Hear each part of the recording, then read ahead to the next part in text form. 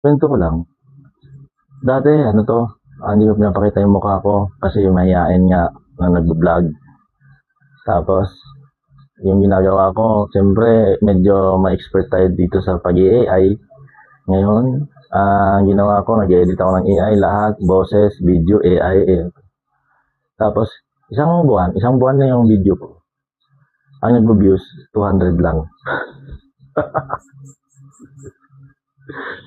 Ngayon, napaisip ako, sabi ko parang may mali. Parang mali na gano'n. Kasi siyempre tayo minsan, aminin na natin, pag nagkaharap-harapan na paglasing, lumalabas ng pagka-English.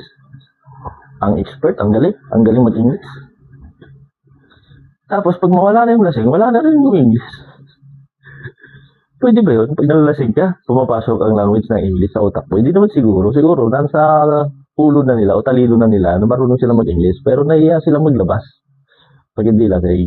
Kaya yun, inspire ako, ginawa ko dito. Pakapala talaga ng mukha. Kasi yung hindi naman siguro kakapal, parang hindi ako nag-improve. Hindi lang siguro sa content ko. Kumbaga, pwede ko siyang magamit na pagbebenta kasi lahat naman tayo na gustong kumita dadaan sa pagbebenta, di ba? Benta-benta talaga. Na, ano, no?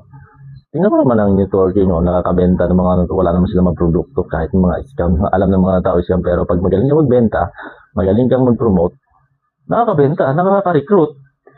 So ako naman, try ko lang na ano to, pakapala na ng mukha, bahit hindi na perfect ang boses, hindi na perfect ang pilipit ng dila ko, at least, nakikita ko may resulta eh.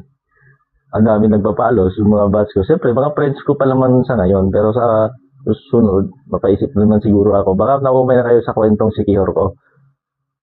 Siyempre, nag-isip din ako ng mga ano to, content na ano bang kwento. Pero mas maigi na rin natural ka eh, nagpapakita ka kasi nga scam.